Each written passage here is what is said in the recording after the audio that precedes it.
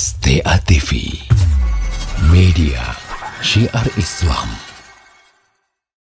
Wa ala alihi wa ashabihi wa man tabi'a hudah. Ashhadu an la ilaha illallah wahdahu la syarika lah, wa ashhadu anna Muhammadan abduhu wa rasuluh sallallahu alaihi wa ala alihi wa sahbihi wa sallama tasliman katsira, amma ba'd.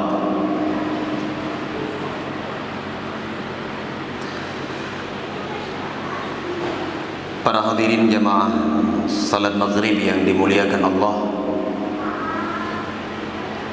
alhamdulillah, segala puji dan syukur hanya untuk Allah Azza wa Jal, Rabb yang telah memberi kesempatan kepada kita untuk duduk menunggu waktu salat Isya sambil kita saling mengingatkan dan memberi faidah di antara kita. Apa yang Allah Azza wa Jalla beri ini merupakan anugerah yang sangat besar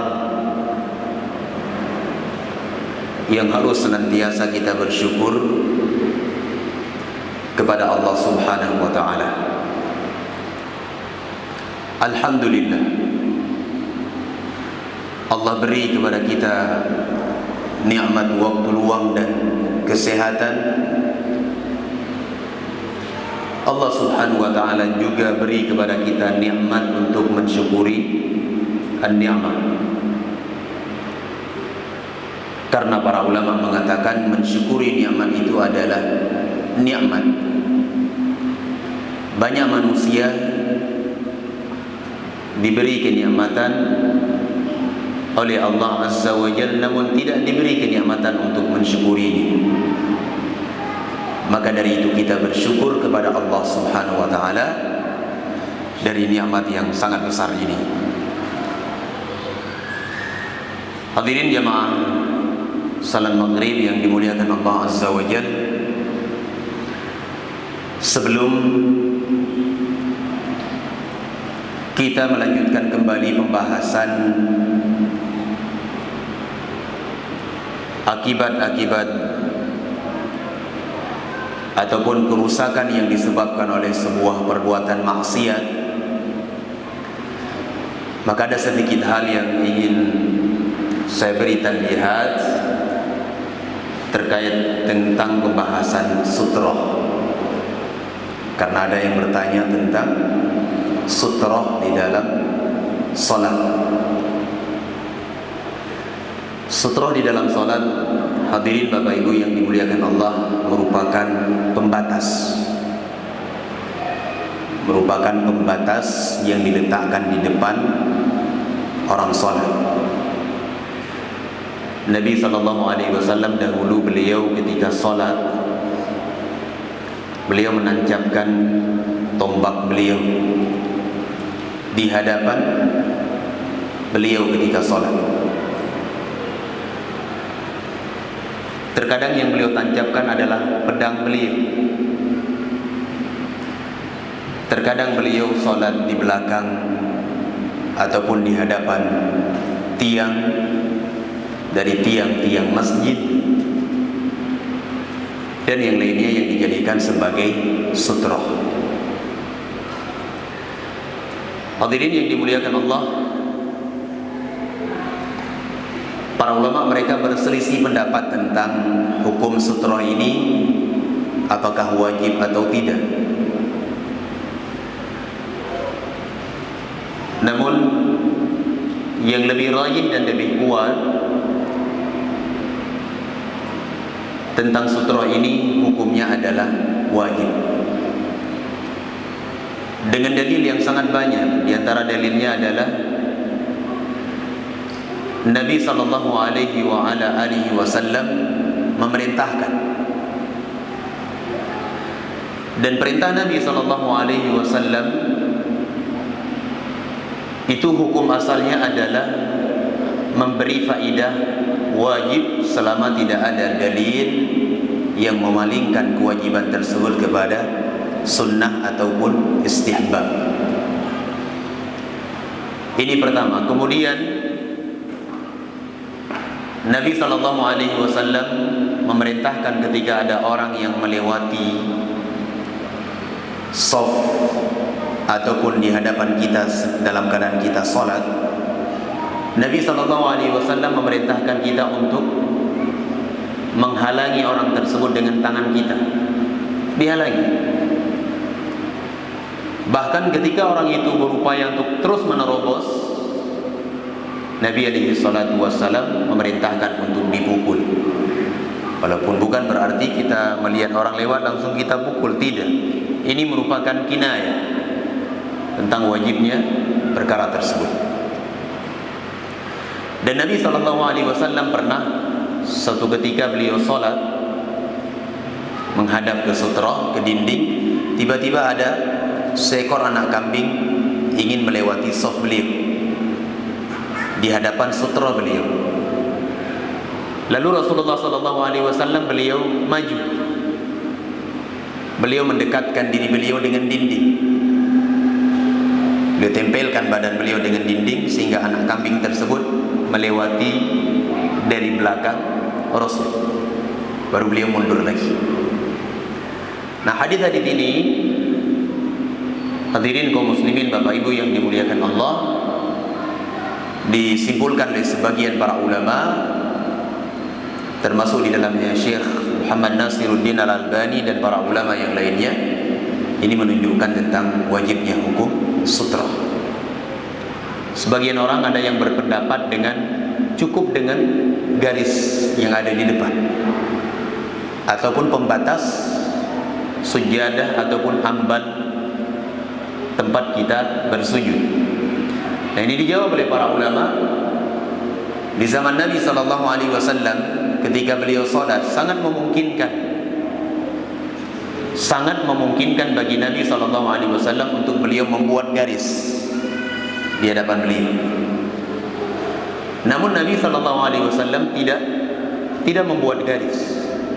Dalam keadaan besar kemungkinan Nabi akan buat kalau itu boleh. Namun Rasulullah SAW tidak membuatnya.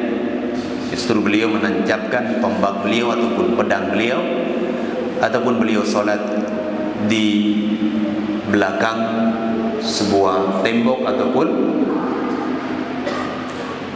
pohon yang ada di hadapan beliau. Ini khulasa secara ringkas, kesimpulan secara ringkas tentang permasalahan sutra. Namun kita tidak mengatakan bahwa orang yang salat tidak menggunakan sutra itu hukumnya tidak sah salatnya. Salatnya sah. Ya, hukum salatnya tetap sah. Wallahu a'lam bishawab. Hadirin jamaah salat maghrib yang dimuliakan Allah Azza wa Jalla, kita masih di dalam pembahasan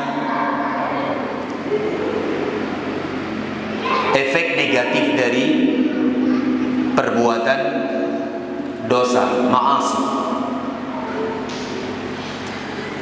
Pada pertemuan yang lalu kita sebutkan di antara efek negatif dari sebuah dosa adalah Allah Azza wa Jalla mencabut keberkahan baik dari diri kita, negeri kita, atau Allah Azza wa Jalla cabut keberkahan dari harta yang kita miliki, sehingga apapun yang kita dapatkan di negeri yang kita tinggal nggak ada keberkahan. Kita tidak bisa merasa cukup, hilangnya sifat qanaah dan sebagainya. Makanya ketika ditanya kepada para ulama, tatkala kita mendapati diri kita tidak berbarokah, maka jawaban yang disebutkan oleh para ulama adalah istighfar, memperbanyak meminta ampunan dan beristighfar kepada Allah Subhanahu wa taala. Kemudian kata Al-Imam Ibnul Qayyim rahimahullahu taala, faslun al-ma'asi tuzilun ni'ama.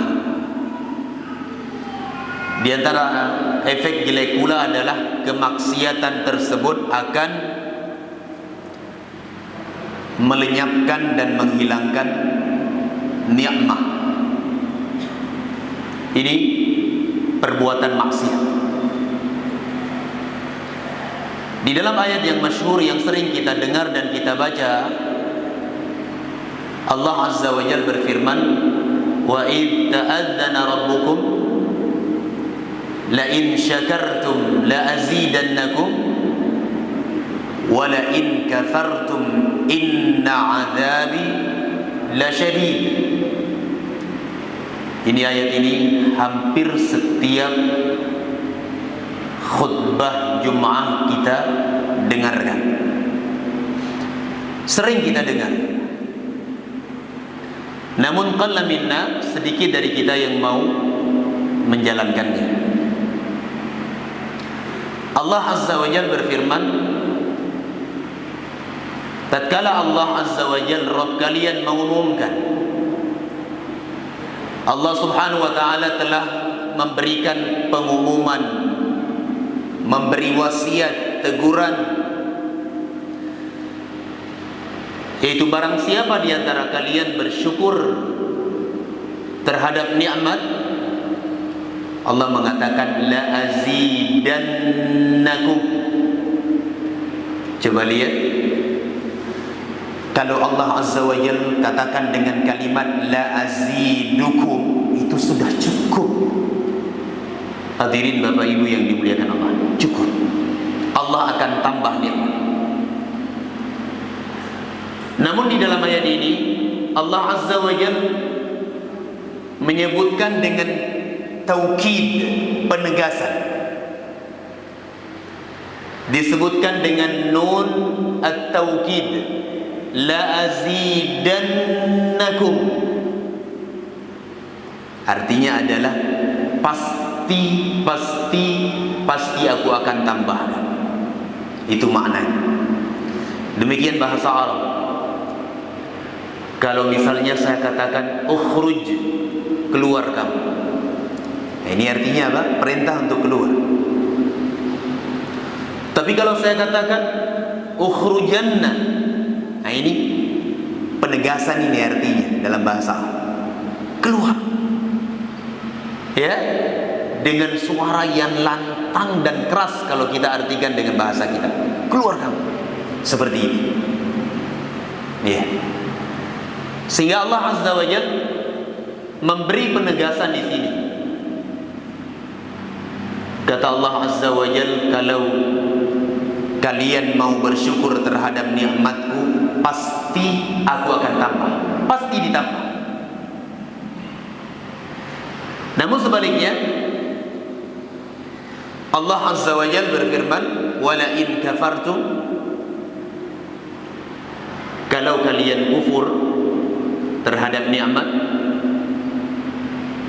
Kufur ini dalam artian kita nggak mau menjalankan apa? Tidak mau menjalankan syarat-syarat bersyukur atau rukun-rukun bersyukur. Dulu pernah kita sebutkan rukun syukur itu banyak, namun minimalnya kita simpulkan ada 3. Memperbanyak ucapan alhamdulillah. Kemudian yang kedua, mengakui semua yang kita dapatkan itu datangnya dari Allah Azza wa Jalla. Kemudian yang ketiga, kita memanfaatkan dan menggunakan nikmat itu di dalam ridha dan sesuatu yang dicintai oleh Allah Azza wa Jalla. Tidak kita jadikan jembatan ataupun sarana untuk bermaksiat kepada Allah. Ini rukun bersyukur. Allah Azza wa Jalla mengatakan, kalau kalian kufur, inna adzabi lasyadid, sesungguhnya azabku sangat pedih. Nah, hadirin yang dimuliakan Allah, ketika seorang hamba bermaksiat kepada Allah Azza wa Jalla, tidak bersyukur kepada Allah Azza wa Jalla, maka kemaksiatan yang ia lakukan itulah yang menyebabkan Allah Azza wa Jalla menghilangkan kenikmatan yang ada pada dirinya. Hilang nikmat. Dan nikmat yang paling besar yang dicabut oleh Allah Azza wa Jalla, ini paling besarnya adalah nikmatul hidayah wal istiqamah. Ini paling besarnya. Allah cabut nikmat hidayah dan keistiqomahan di atas ketaatan. Ini yang paling besar. Belum lagi dunia yang kita dapatkan dicabut oleh Allah Azza wa Jalla, diambil lagi oleh Allah Azza wa Jalla disebabkan kemaksiatan. Belum lagi Allah timpakan kepada kita azab, musibah dan malapetaka.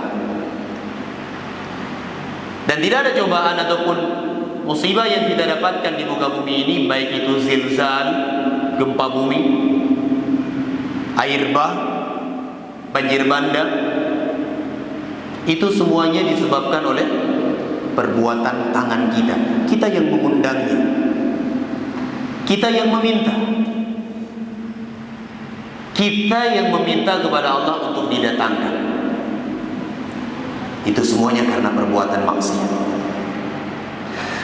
Sehingga kata Imam Ibnul Qayyim, wa min uqubatiha, di antara akibat dari sebuah perbuatan dosa adalah annaha tuzilun ni'amal hadirah, bahwa maksiat itu akan menghilangkan kenikmatan. Wa taqta'an ni'amal wasilah, akan memutuskan nikmat yang terus menerus datang kepada kita, diputus oleh Allah Azza wa Jalla. Fa inna ni'amallahi ma hafidha mawjudahu bimithli ta'atihi, fa inna ma 'indahu la yunal illa bi ta'atihi. Wa qad ja'ala Allah subhanahu wa ta'ala li kulli syai'in sababan wa afatan. Ini Imam Ibnul Qayyim ingin menggambarkan kepada kita bahwa nikmat Allah Azza wa Jalla yang kita dapatkan tersebut itu akan ada dan diberi tatkala kita jaga nikmat tersebut dengan taat kepada Allah Subhanahu wa taala. Dan nikmat itu akan dicabut oleh Allah Azza wa Jalla ketika kita bermaksiat. Dicabut oleh Allah.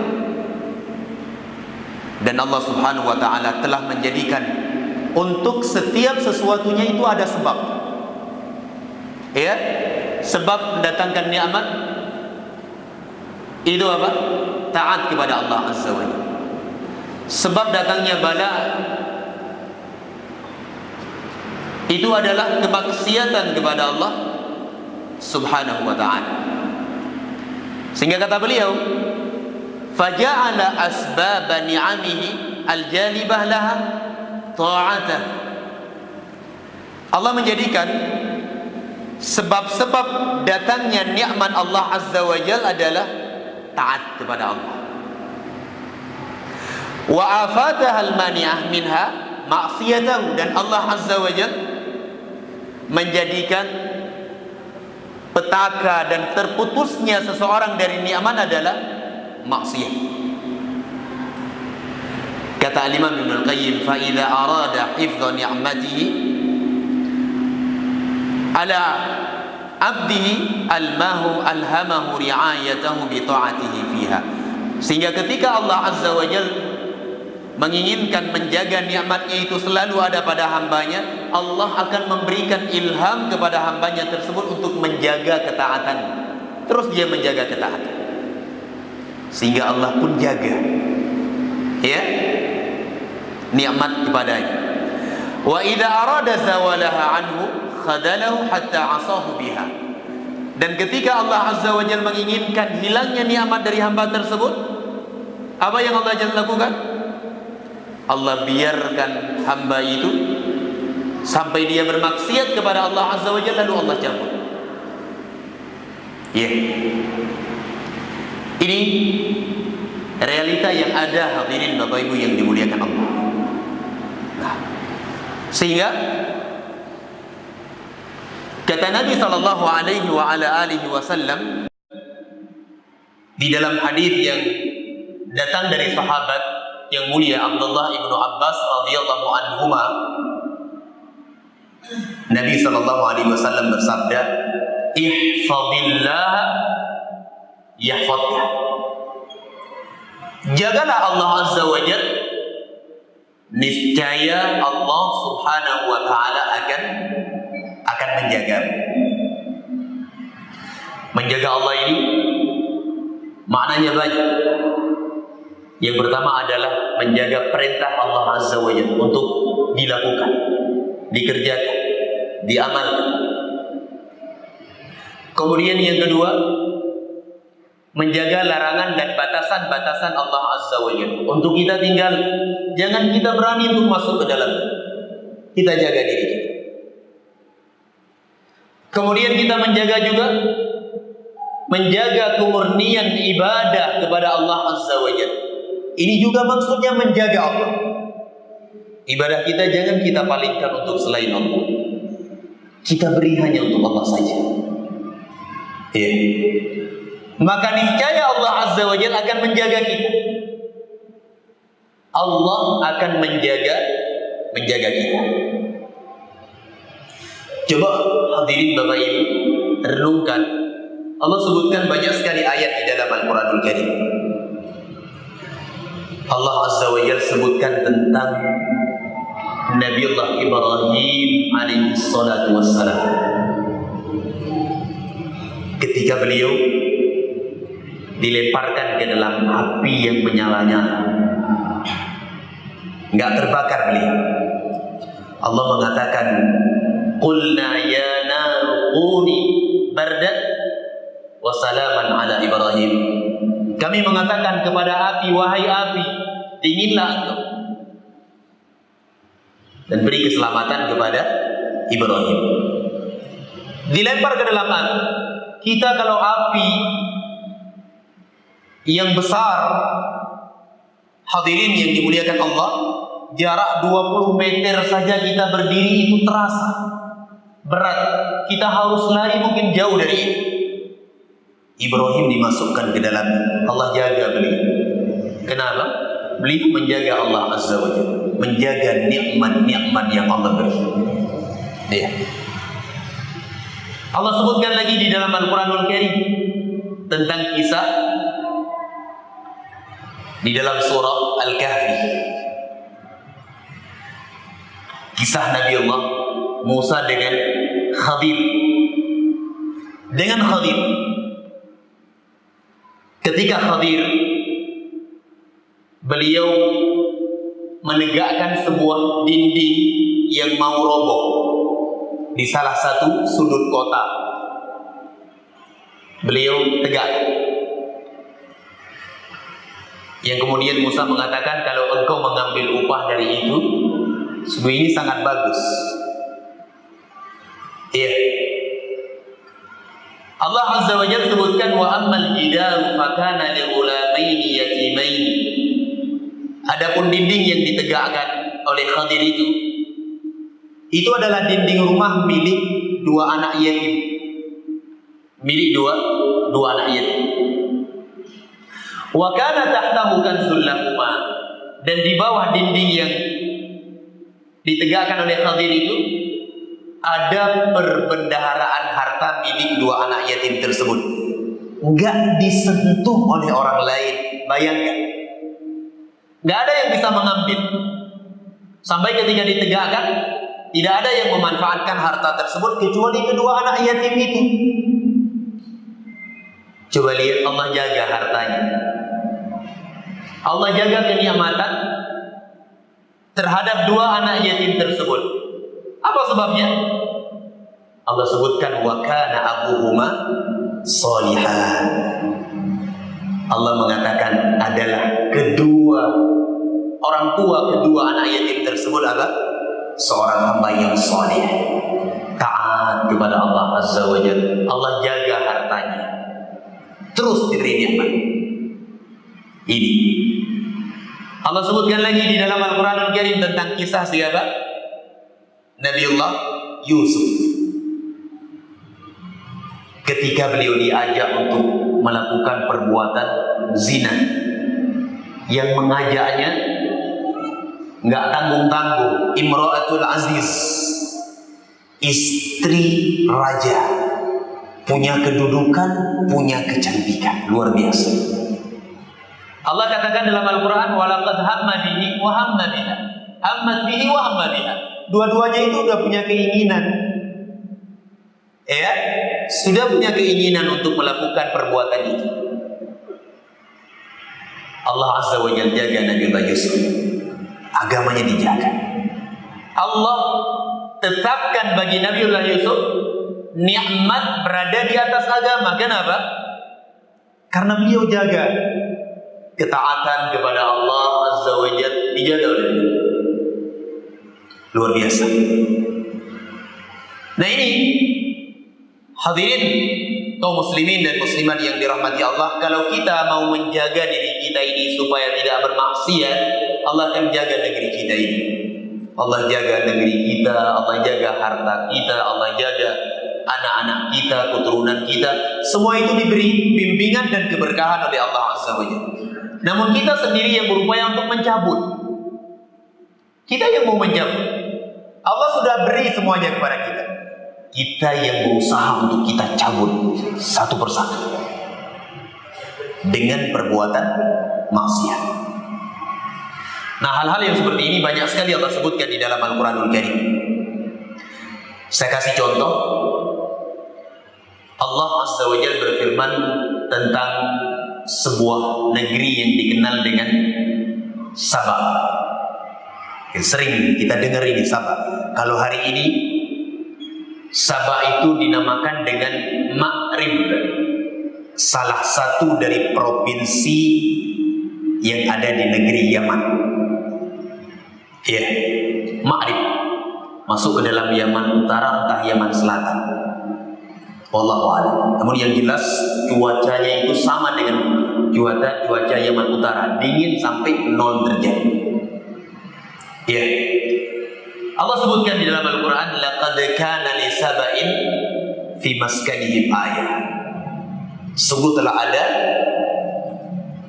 pada kaum Sabah tersebut tanda-tanda kebesaran Allah Azza wa Jalla. Apa itu? Jannatani an yaminin wa shimal. Dua kebun yang ada di sebelah kanan dan kiri kampung halaman mereka. Luar biasa. Yaman itu kalau lagi musim panen buah, luar biasa. Kita beli 100 real, ya, atau kita katakan 1000 real, 80.000 lah uang kita kalau dulu. Sekarang sudah turun anjlok mata uang Yaman. Itu dikasih sama orang Yaman itu sak karung, kata orang Jawa. Satu karung besar anggur. Luar biasa. Belum lagi wortel, kecil-kecil tapi manisnya luar biasa. Belum lagi apa? Rumman. Belum lagi semangka, jeruk. Luar biasa hadirin Bapak Ibu yang dimuliakan Allah. Kalau lagi musim panen, Allah Azza wa Jalla sebutkan tentang kaum Sabah ini, dua kebun yang ada di sebelah kanan dan kiri mereka, berbuah di dalamnya buah-buahan yang enak, segar, sejenis anggur dan semisalnya. Allah mengatakan, kulu min rizki rabbikum washkurulah. Makanlah oleh kalian dari rizki yang Allah beri kepada kalian dan bersyukurlah kalian. Syukur dengan memperbanyak alhamdulillah, syukur dengan mengakui nikmat itu datang dari Allah, syukur dengan benar-benar memanfaatkan nikmat itu di jalan Allah, taat kepada Allah.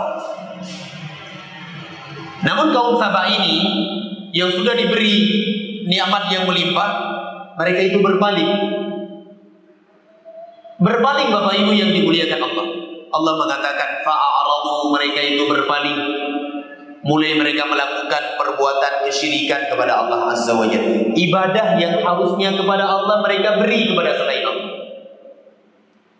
Muncul dari mereka ujub, muncul dari mereka sombong, maksiat-maksiat yang lain. Akhirnya apa yang Allah beri? Allah katakan fa'arsalna alaihim sailal 'arim. Kami turunkan kepada mereka banjir bandang yang sangat besar. Jadi orang-orang Sabah itu, kaum Sabah, Ma'rib kalau sekarang, mereka dulu punya bendungan yang sangat besar. Bendungan besar sekali antara gunung dengan gunung. Kalau kita pergi sekarang ke Ma'rib itu, bekas-bekasnya masih ada. Dengan debit air yang sangat luar biasa, bisa mereka alirkan ke sawah dan ladang mereka, bisa dimanfaatkan untuk mandi, minum dan sebagainya. Nikmat luar biasa. Ketika mereka berpaling, bermaksiat kepada Allah Azza wa Jalla, Allah Azza wa Jalla runtuhkan bendungan besar ini. Cuma Allah kirim sedikit aja. Allah kirim salah satu dari makhluk-makhluk Allah Subhanahu wa ta'ala. Apa itu? Cacing. Ya, cacing dikirim oleh Allah Azza wa Jalla dimakan tanah itu. Sehingga tanah yang dulunya padat, kokoh, bisa menahan air yang begitu besar jumlahnya, dimakan menjadi lembek. Runtuh hadirin Bapak Ibu yang dimuliakan Allah. Tenggelam kampung halaman mereka, tenggelam kebun-kebun yang mereka miliki. Bahkan bukan sampai di situ saja. Allah mengatakan wa baddalnahum bi jannatayn dawatay ukulin khamtin wa athrin wa syai'in min sidrin qalil, kata Allah. Tidak sebatas dikirim banjir dirusak kampung halaman mereka dan tanaman itu, Allah ganti kebun yang dulunya berbuah-buah-buahan yang segar, diganti oleh Allah Azza wa Jalla dengan buah-buahan yang rasanya pahit, ya, dengan pohon sidir berduri. Wa syai'in min sidrin qalil, diganti dengan pohon asal, buahnya pahit, berduri lagi. Allah mengatakan dzalika jazainahum bima kafaru, maka demikianlah kami balas akibat kekufuran yang mereka lakukan tersebut. Fahal nujazi illal kafur, tidaklah kami balas dengan balasan yang seperti ini kecuali orang-orang yang mengkufuri nikmat. Maka hadirin Bapak Ibu yang dimuliakan Allah, Al-Imam Ibnul Qayyim ingatkan kita di sini, syukuri nikmat. Jaga diri kita, jangan kita habiskan waktu dan umur kita di dalam bermaksiat. Semua bala kita yang undang. Coba lihat kesyirikan terjadi di mana-mana. Hari ini kita dapati ada sebagian muslimin, na'udzubillah, ya, memuja kerbau. Pernah dengar mungkin ya? Menyekut bahasa Undai Waceh begajagan. Kerbau berwarna putih. Nah ini kerbau ini katanya Kiai Slamet. Na'udzubillah. Bayangkan Bapak Ibu yang dimuliakan Allah, kami melihat kotorannya keluar, rebutan orang. Rebutan. Ambil kotorannya itu, taruh di pojok tokonya supaya tokonya laris. La haula wa la quwata illa billah. Ini kesyirikan. Gimana Allah gak kirim bala ke kita? Belum lagi kepala kerbau yang dihanyutkan ke laut. Saya lihat pernah terjadi di Sumur Lapindo, Bapak Ibu yang dimuliakan Allah, nggak berhenti sampai hari ini, ya kan? Tidak berhenti sampai hari ini. Sampai kumpul para dukun waktu itu, katanya paranormal, orang pinter, dimasukkan sapi hidup-hidup. Sedih kita lihat. Sedih kita lihat. Sapi hidup-hidup dimasukkan ke situ supaya berhenti. Karena yang punya Lapindo itu, yang mengeluarkannya itu marah, katanya. Mana bisa selesai? Baru bisa berhenti, kumpulkan semua dukun itu, masukkan ke situ, berhenti insya Allah. Ya, kumpulkan dukun semuanya di seluruh Indonesia ini, masukkan, cemplungkan di sini, insya Allah berhenti. Sumur Lapindo itu. Na'udzubillah. Baik. Aduh, saya mau kasih waktu tanya jawab, ternyata habis. Habis soal itu. Baik. Kayaknya besok harus ada yang mengingatkan nih satu orang. Tinggal 5 atau 10 menit lagi kita berhenti. Semoga ada faedah apa yang kita baca ini.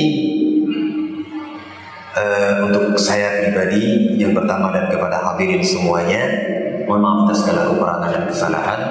Aqulu qawli hadza, subhanakallahumma wa bihamdik, asyhadu an la ilaha illa anta, astaghfiruka wa atubu ilaik. Assalamualaikum warahmatullahi wabarakatuh. STA TV Media Syiar Islam.